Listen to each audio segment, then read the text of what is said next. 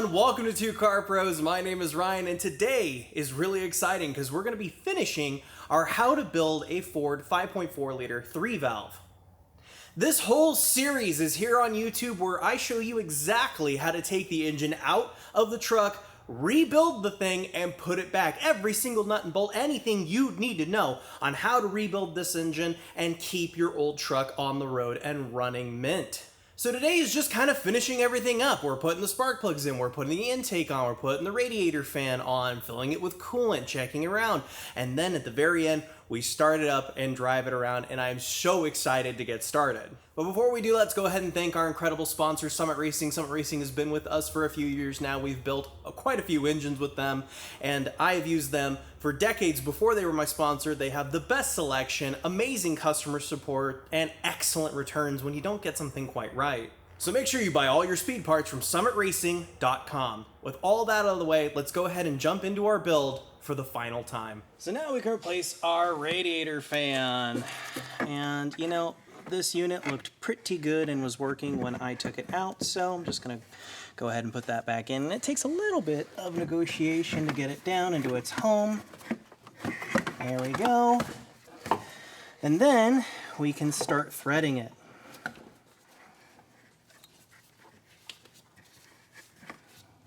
There we go, and conveniently enough, it's righty-tighty for me.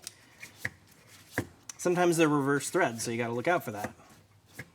Spin it on until it stops, and then we can get our tool. So grab your 2 1/8 inch fan clutch pulley holding tool, and it might be different per application, so trial and error is your friend.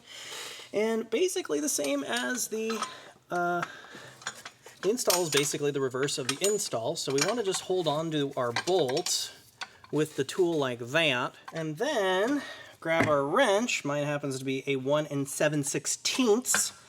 We just want to hold that in place and then just give it a nice tightening down, and there we go, our fan clutch is reinstalled. Now we can place our upper radiator hose, and I do recommend getting the Motorcraft OEM ones, which this one is brand new, and the link is down below in the description for you. The arrow points backward towards the engine, then the other side just goes on the upper radiator outlet. Here we go. And I've already put back my little cup that holds the radiator hose off the serpentine belt. That is very nice to have and is very easy to put on. Then I'm going to grab my hose clamp plier tool. If you don't have one of these, I recommend buying one. They are insanely handy to have, and they make short work of these. There we go. Just make sure it's behind the barb for the water neck. Make sure it stays in place, and then we can release the tension like that, and do the same thing for the front one on the radiator side.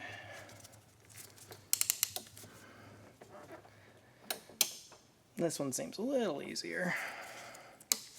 There we go. Awesome, installed. So what I want to do is get this out of the way and put on our air box with an air filter in it, so that way it's going to be sucking in clean air, and the propensity for it to suck in something that is you know, dangerous for the engine is much lessened. So that's what we're going to do here, is just put this on right now. And it's really simple, just goes in with these 4 kind of goofy looking bolts here. So tighten that on an X pattern. It's a 10mm deep well. Don't go super crazy on that.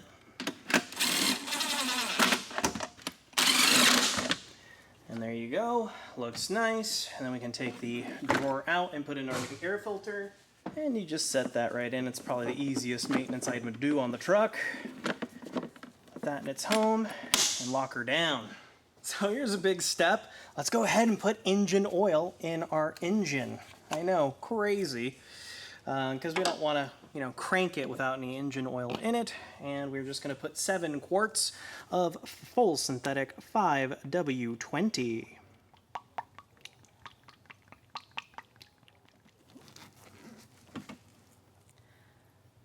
And there we go, that's our 7th quart. Go ahead and take our funnel out of there. Replace our cap, and now we can move on. So I'm going to go ahead and remount my ECM because I do want to hear the truck crank over.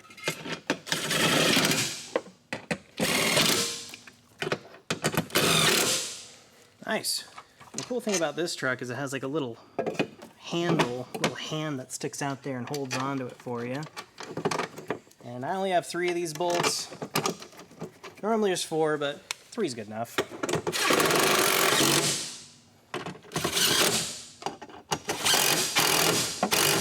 Nice.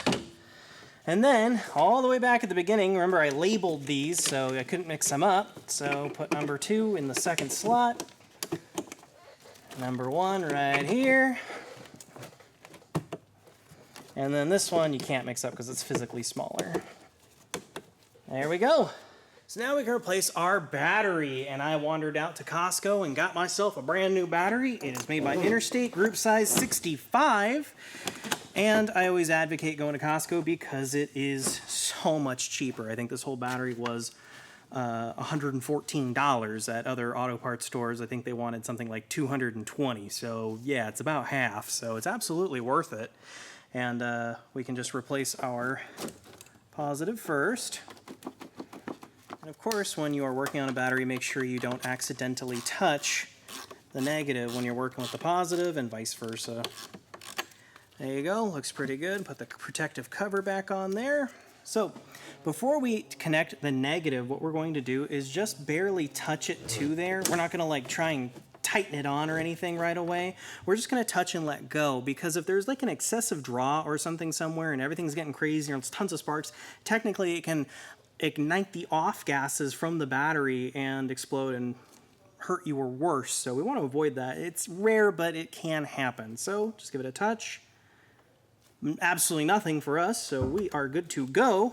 Go ahead and push it all the way down on there. Snug that down. And if your terminals need a cleaning, just go ahead and give them a cleaning. Mine are perfectly fine from last time I did it. Make sure it doesn't wiggle, and we're good to go. So then we're going to install our cleat that kind of holds the foot of the battery to the truck.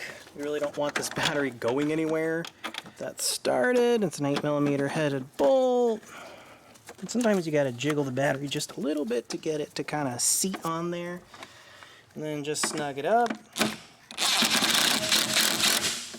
Make sure the battery's not going to go anywhere. Perfect. What I don't want is the water pump running dry. So I'm going to put its coolant in, and I'm just going to tell you right away, it's going to take a lot. The engine's completely empty, radiator's completely empty. It is going to be a lot, and I do recommend getting the Ford Motorcraft Concentrated Gold.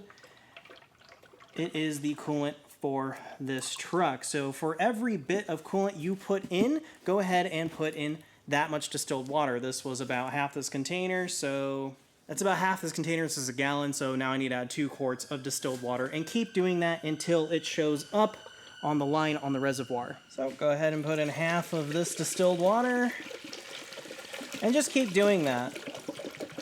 I mean, honestly, I'd put at least a gallon of each in before you even tried turning the engine over, because it's probably going to take something like 4 to 6 gallons total. I don't know the exact amount off the top of my head. So now let's talk about putting our spark plugs back in. Here are the spark plugs I recommend. There's the part number, and I will leave a link down below in the description. And I can't recommend the Ford OEM ones enough. And also get these from a reputable seller. They do make counterfeit Motorcraft spark plugs that are utter crap. So if the deal seems too good to be true, it probably is. Now on these, they are a goofy looking plug. Look at them, they're pretty goofy. So what you can't do is adjust the gap on this strap. Don't even bother trying, you can't do it. But what we need to do next is with like a gloved hand or with your hands very lightly, is just go over the porcelain here to make sure it's not cracked. And it's not, it feels very nice. And again, make sure you get this from a reputable seller and make sure that it is not a counterfeit plug. So we can take our weirdo 9/16 spark plug socket. I'll leave a link down below in the description to one of these. This works really nice for this plug, and just load it up like that. Then we're going to take aluminum anti-seize. Then we're going to take nickel anti-seize, and we're going to put it on the tip just here. You don't need to put like a ton, but just around the surface right here. That's what you want. Not up on the strap, just right here. And then We can take some aluminum anti-seize, and links to everything are, of course, in the description for your convenience, and put those on our threads. Maybe spin those around like that. There we go, that looks pretty good and it's ready for installation. And if you want a full in-depth video about how to change spark plugs in a 543 valve, I have a link down below in the description to one I did a long time ago. Please forgive me if the production quality is a little lower and I'm quite a bit heavier. Now I'm going to show you guys how to do one of these, and I promise they're all exactly the same. So we're going to take our spark plug loaded up on our special socket here, and just gingerly now lower it down in there and start to tighten it. Now if it feels at all like cross-threaded or it doesn't feel quite right, just stop and back it back out, and then try it again. It should just go in nice and easy, just like this one did, down to its snugness. And the torque spec is 25 foot-pounds. There we go. Perfect. Now, when I'm removing my implement, what I want to do is take the torque wrench off first, or ratchet, whatever you're using. Just make sure it's hand tools. And then what I want to do is take the extension, or the socket itself, off very gingerly and up and away.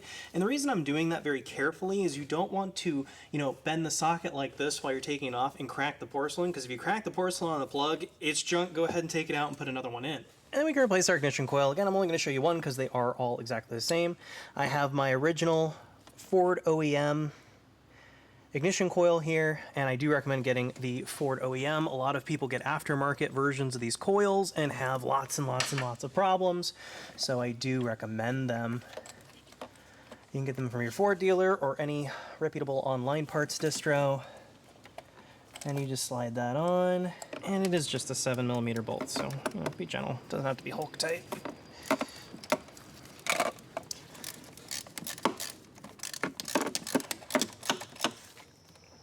And there we go. So then we can just go around after all our coils are installed and just start plugging them in. And we're going to do the fuel injectors too. The fuel injectors look like this.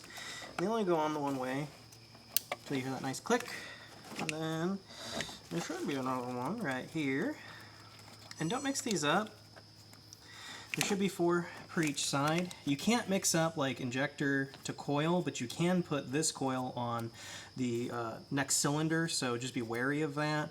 And the memory of the wiring harness, not the electronic memory, but the physical memory of it, where it bends and kinks in the harness, should be able to tell you which plug goes on where, or you can have numbered them before you took them off, but honestly, it's not too hard to figure out. So before we try to start it, we're going to look around really closely, make sure all of our electrical connectors are in, all the coils and plugs are plugged in, all the funny little lines that lead down into the valve cover for vacuum and evap, and make sure the fuel pressure monitor is plugged in with its vacuum as well. Same with the evap stuff, the brake booster, so you don't have a vacuum leak, mass airflow sensor, make sure the throttle is actually plugged in, map sensors plugged in. Go around and just double check, look at everything, make sure nothing's going to be in the serpentine belt assembly, anything like that. I'm not going to go over every single plug because this video would be 800 million years long, but I just want to say, go around, look around, keep checking, go 3 times around, making sure all the little vacuum lines are,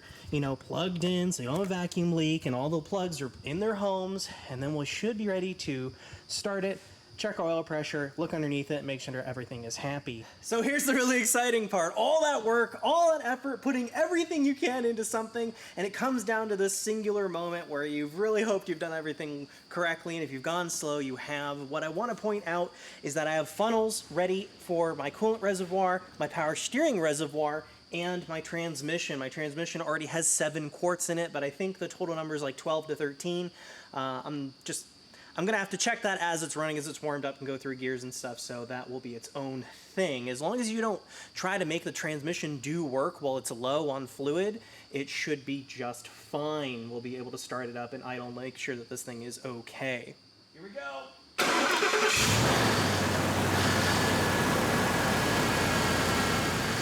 If you see some kind of smoke coming out of kind of where the exhaust is, that's probably my header paint. It does need to cure. And I know this kind of looks like it's low, but it's just frothing up. When you turn the truck off, it settles to like right there. So it's just kind of jostling around. I'm fine with that. So what I'm going to do now that it's running is we're going to check the transmission fluid. and it has dropped significantly. Also, while you're out here looking around at stuff, look underneath it. Make sure it's not just dumping oil or coolant, and keep your eye on the temperature gauge and the oil pressure gauge. If you're wondering what that kind of buzzy sound is, that's more than likely air getting out of the power steering system. Kind of sounds buzzy, like it's aerating. It kind of is. Hope we can add some more here. I wonder if they quiet it down a little bit. There we go. That quieted it down quite a lot. All right, just a little low. I'll take it. Oh my gosh, this thing sounds so good compared to how it sounded before.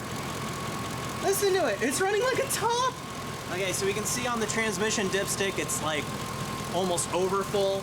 That's totally fine because we haven't gone through the gears yet. So we can do that. And I'm also gonna have a time limit on how long I want this to run, because remember, I have to have my header paint cured, so it needs to be on no more than 20 minutes and then turned off and let it sit for a few hours, and then everything should be nice and cured. And all the while I'm letting the engine run, I'm looking, I'm checking, I'm making sure things aren't burning on the exhaust manifolds, I'm making sure nothing's going on the serpentine belt, I'm making sure the fluids are all good, and there's no big smokes. There's a little bit of smoke just because there's new paint on a new engine, that's fine, but if it's like big and plumy, turn the engine off. But so far so good. Check it. We have like 13 quarts in it right now. Oh yeah, we're good. It is right there on the end of my fingertip where it says hot, and it's like almost at the top of that. So we put about 13 in, which is how much the transmission guy said it would take, so that makes sense. Awesome. Well, it's hit about 20 minutes now of cycling, so I'm gonna go ahead and turn the key off. There we go. That should let my header paint nice and cycle, and go ahead and check your fluid levels as well. And then the very last thing we're going to put on our engine build is the intake tube.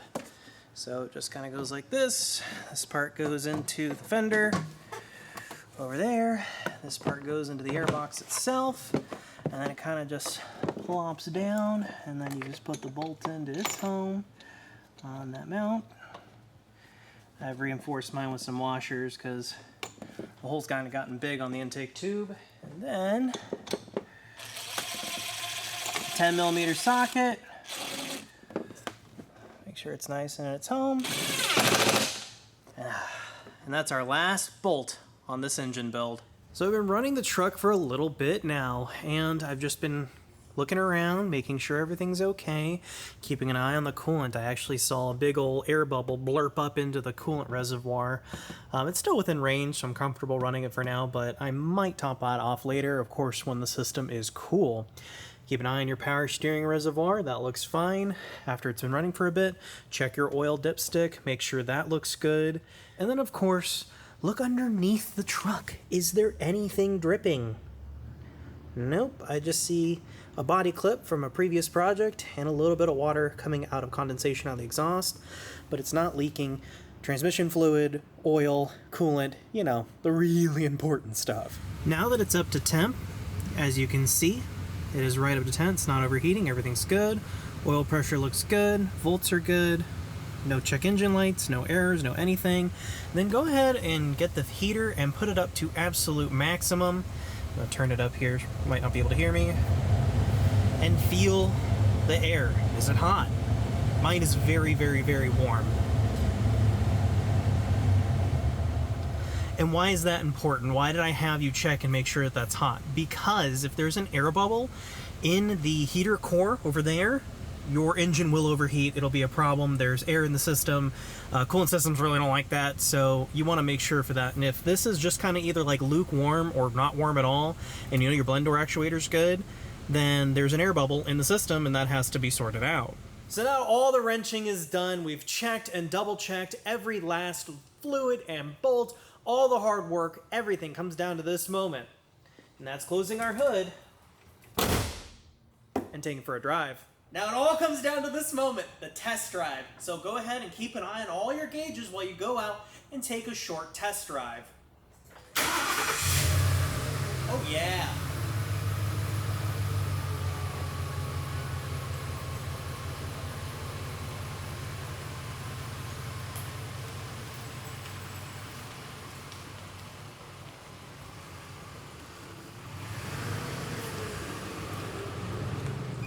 All right, first drive of the new engine in the truck. I've also replaced my transmission, so this is effectively a brand new pickup truck. Yeah. So there's two schools of thought with breaking in an engine. The first school of thought is break it in how you want it to run. People go out there and they just really hammer on their stuff and, you know, think that's the proper way to break it in. That's fine, you can believe that. I'm sort of the other mentality where I want to take it easy for the first, really easy the first 100 miles, and then kind of easy the first 1,000 miles, and then after that, you're pretty much good to go. So what I'm going to do is I'm going to drive it around real gentle-like for this first test drive. And what's that test drive going to comprise of? Basically, I'm going to drive around the neighborhood, going 25 miles an hour or so, and we're just going to cruise it around. Keep an eye on the vitals. Is the oil pressure good? Is the coolant temp good? Are we going to run out of gas like I am? So I guess I'm going to go get gas. Things like that. And just drive around. Don't go too far away from your home or shop or whatever, however you're working on your vehicle. You don't want to go too far away in case there is a problem and you do need to get back quickly. But I think we are going to be just fine. So I'm just going to drive it around for maybe 10-15 minutes. See how it does. Always keep your ears paying attention. Always keep an eye out for your vitals on your gauges, like I said. But sometimes you can hear a problem and not see it. So, you know, paying attention to what the vehicle is doing is very, very important. And again, I am not going to really beat on this thing for the first 100 miles or so. I am just gonna kind of baby it a little bit. I mean, I'm not gonna treat it like a, you know, ultra rare Ferrari or something, but, you know, let it ease into it. And here's why I think that. Because there's a bunch of brand new machine surfaces inside of the engine, and those machine surfaces kind of need a little bit of a break-in period to get used to each other. And boy, it'd be a real bummer to go out and blow the engine up because you beat on it a little too hard during the break-in. So during the break-in, I really wouldn't go above 2,500 RPM while you're driving it around. You know, just for the first 100 miles, really take it easy. It's a brand new engine. You know, you don't want to ask too much of it. So far, this test drive is going really well. Temperature looks good. Oil pressure looks good. Everything is aces.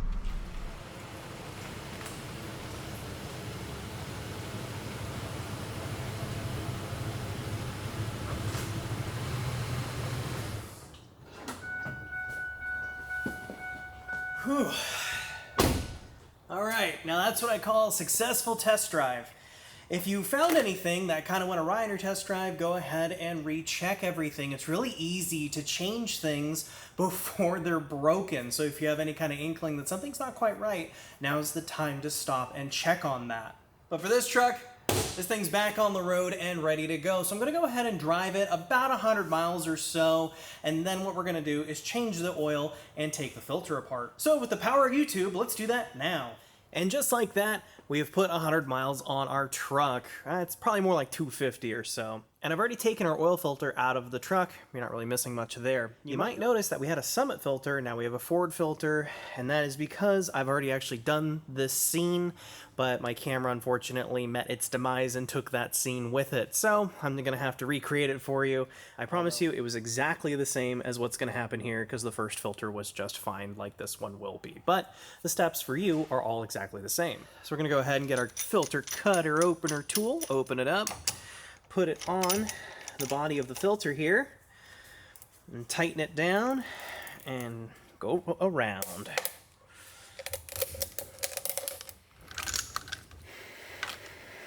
There we go, until the lid comes off just like that. Now be very careful with this. What you've effectively made is a oily, slippery razor blade, and it will cut you good if you're not careful. So what we want to do is very carefully now separate the filter material, from the canister and just set that aside. Before we look at the filter material, look inside the can. Is there like a bunch of metal in there? Nope. A tiny, tiny little bit of kind of like a silvery film on top is completely normal and fine. Don't worry about that. So the canister passes. Now let's take a look at that filter material. So let's go ahead and check our filter material. This is the big moment. So grab a flashlight, shine it in between the pleats, and just kind of look it over. Is there a lot of metal in there? Is there any metal in there? Or is it just fine? Really look deep in there. You know, a little bit of metal I'm fine with, like little itty bitty chunks, and just a couple of them here or there is fine. Maybe check every third pleat. A tiny, tiny amount of metal is fine, but if it looks like this, then you have some metal on metal action going, and you need to reevaluate things. But no, this looks perfectly fine. You can even take a chunk of the paper out, unfold it, look it over. This looks perfectly fine. As you can see, all our filter is absolutely perfect. So this gets a pass, A+. So here is the first quart of oil that I took out of the truck. This is about the first quart's worth, and what I'm gonna do is just kind of look at it with the flashlight here and look inside of, you know, the film here to see if there's any glinties, any kind of metal particulate. I can see just a touch of it right there. Not like a ton. I can tell just in real life, because it's easier to see in real life than it is on the camera, that there's a little sheen of metal kind of just sitting on the top, like a really fine powder. That's fine. That's totally okay. But if you see like a ton of big metal chunks in there, then you might have a problem. I can see just the faintest amount of metal in there. Nothing to be overtly concerned about. This is perfectly normal and completely acceptable. Again, so this gets a thumbs up from me. So that is how you rebuild a Ford 5.4 liter 3-valve engine. This engine kind of has a reputation on the internet of being unreliable, and honestly, I kind of think it just comes down to people not servicing the truck enough. Even after the truck is rebuilt, I really recommend changing the oil every 5,000 miles on the dot. Do not go over that 5,000 mile mark using full synthetic and a quality oil filter. That is absolutely essential for this engine. So that's engine post-care after you have rebuilt it. So the fresh build has about 300 miles on it now. I would probably wait about 1,000 more miles because I've just changed the oil again to change the oil one more time after that 1,000 mile mark, and then I'm good for go back to the regular 5,000 mile service interval like you would any other ones of these trucks. So at the beginning of this series, I said I'd go over the cost, and I will, I promise. But first, let's talk about what we did exactly. We took the engine completely out, took it all the way down to the block, and rebuilt everything. We rebuilt the heads, we rebuilt the engine, we reused basically nothing. So before I tell you how much my particular build cost, I'll tell you how much reasonably you should be able to get away with spending on rebuilding this engine. So I had my heads rebuilt. If your heads are in good shape and you think they're fine to run, you don't need to do that. So your machine work would probably only cost about $1,000 if you were just machining the block. You could reuse your connecting rods, for instance. You don't have to get the ARP bolt studs like I did. You don't have to get the really expensive valve covers I got. There are a lot of things you can reuse. You could reuse all your front accessories if those are okay. I didn't. I bought all brand new ones because I wanted the truck to be brand new. I've added everything up. What you could reasonably spend on a rebuild on this, if you're trying to just be cheap but sensible, getting new pistons. I do recommend getting all new timing components though. Those are really finicky on this truck. I wouldn't skimp out on that. I calculated everything out to $2,982.79. That's what you can reasonably expect to spend on rebuilding this engine.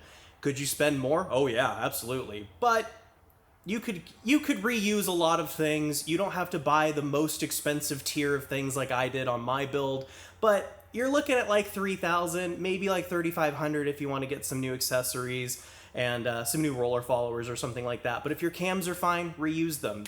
Two new camshafts for this truck is $1,100, so that really amps up the cost when you do things the way I did them. So about 3 grand is the rough answer for you, and of course that is in the year, the end of 2023, beginning of 2024. So that's kind of where we were when we were spending the money on doing this truck. Now my build, quite a bit more, if I'm being completely honest. But you gotta remember, I'm sponsored by Summit Racing. They're an incredible sponsor. They've sent me so many amazing parts. I couldn't be more grateful for them.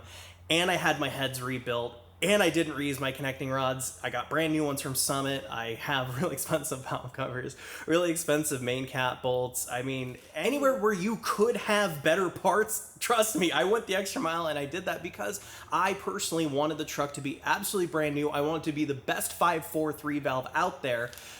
So my machine work was $1,475. I did have my heads rebuilt with that. So that's about $400, $500 because we're getting new valves, we're getting new springs, we're getting new guides. It's just a whole nother process. I have to pay somebody to do that because I didn't want to rebuild my own heads. I'm quite busy, and they have the nice pressure sealing machine there, so that's kind of cool. So my machine work out the door was $1,475 with tax and everything. Now my front accessories and all the sensors, because you got to remember, I also bought all brand new sensors. Even though mine were working perfectly fine, you could have reused those. I chose to get new ones. For all the front accessories and all that stuff from Rock Auto was like $1,900. You could have probably reused literally everything I bought from Rock Auto and been perfectly fine. And the new battery was like $147. $54 for some new seals. The timing components, that is something I would not skimp on. That's $785.49.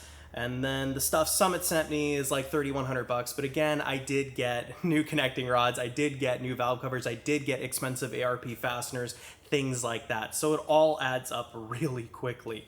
So the total cost for my personal build, not what it would cost for you to do it if you wanted to do cheaper, was $9,157.25 out the door, tax, shipped, and all done. Is that expensive? You bet it is. But is it worth it to me? You bet it is. Because $9,100 to have my personal pickup truck ready to go and last 20 more years, that's worth every penny to me. You also gotta remember, $9,100 isn't even a decent down payment on a new truck these days. So I do think it's worth it to keep these older trucks, especially if you like it like I do. To build this truck new, it would probably cost something like almost 100 grand to get a Lariat with the top line engine, the top line interior, and blah, blah, blah. And yes, I understand it's newer and everything. It's not quite comparable, but for me personally, spending that on my old truck is worth it. And that's something you personally are going to have to look into. Is spending 3 grand rebuilding that engine worth it to you?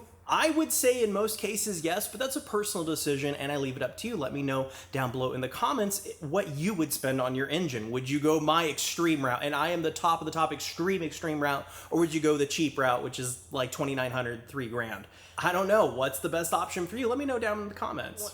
$9,100 is what it cost for this exact build if you copied me exactly. I didn't spend anything near that because my sponsor Summit Racing is so incredible. That's why you should absolutely go check Summit Racing out. The link is down below in the description. So this is the hard part at the end. I'm so incredibly honored you joined me on this journey. Thank you, Summit Racing, for sponsoring this series. It would not have happened without them.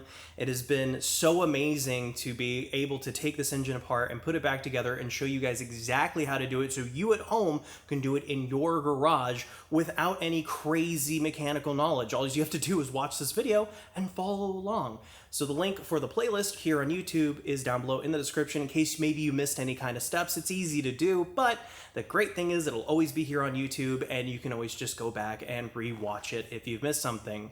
If you don't quite understand something, that's quite all right too. You can go to our website, 2carpros.com, ask a question there. I'll be along shortly to answer that, or you can leave a comment down below. I'll do my best to get to that as well. If you found this video or series interesting or helpful, please leave it a like or even subscribe. It really helps my channel out.